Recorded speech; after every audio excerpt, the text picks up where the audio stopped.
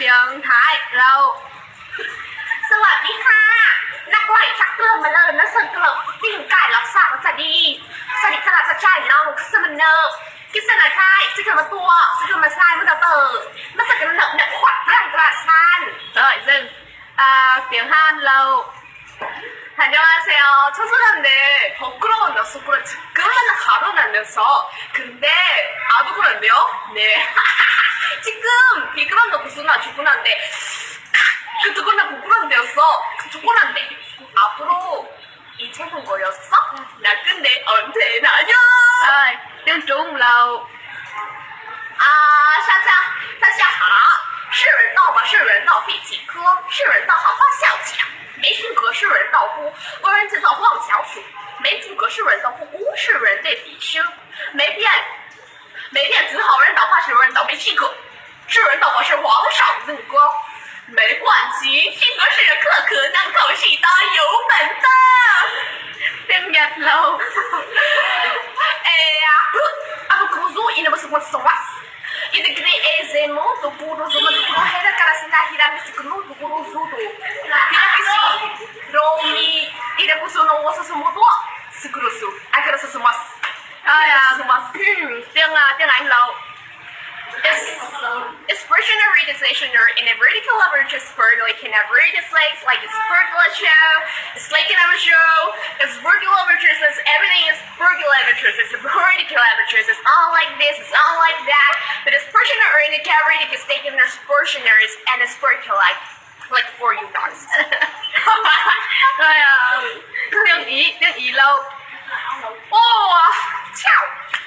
Hai người mình nói Italiano, được cái gì? Ý nó muốn nói năng, nói là một cái gì? Nên là cái số của mình Italiano bằng tiếng cái đồ nhẹ gì? Bằng cái đồ nó mà gì? Je ne que je n'en ba, je ne peux que je n'en peux que parce que là bắt campagne. rồi tiếng Việt tiếng Sài Gòn Xin chào các bạn. Hiện giờ thì trời đang rất là mưa, các bạn có thể thấy là quang cảnh thế này. Mình rất là thích Sài Gòn mà tôi nói là tôi đến Sài Gòn được 2 lần rồi á. 2 lần rồi mà tôi yêu cái tiếng Sài Gòn, yêu kinh khủng, yêu quá trời đất luôn. Thực sự anh tôi nói là thật là như vậy. Mà tôi không nói được tiếng Sài Gòn nhiều lắm, tôi không biết đây là tiếng Sài Gòn hay tiếng gì mà cái tiếng kiểu như là tiếng kiểu miền Nam nó lấy một chút nhưng mà không sát. rồi Nó được mà. tiếng Hà Nội Ngại quá cơ nhưng mà em cũng chẳng biết sao nhưng mà đại loại là cũng được thôi nhưng mà thật sự là bây giờ mình sẽ nói một câu gì đấy. Xin chào các bạn đã đến với chương trình Hãy chơi cùng sao. Và ngày hôm nay thì chúng tôi rất là vui mừng khi được chào đón một nữ ca sĩ Mỹ Model. ca sĩ không xuất hiện Chết rồi.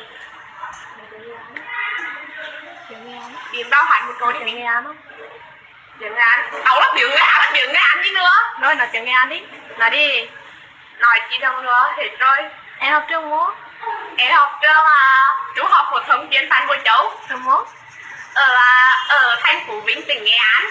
Em sinh ra ở Nghệ An, quê gốc em ở Yên Thanh, huyện xã Trung Thanh, huyện Yên Thanh. Nhưng mà em là người gốc Vĩnh. Em rất thích ăn rửa. cảm ơn Cảm em ơn mọi người. Dạ, cảm ơn em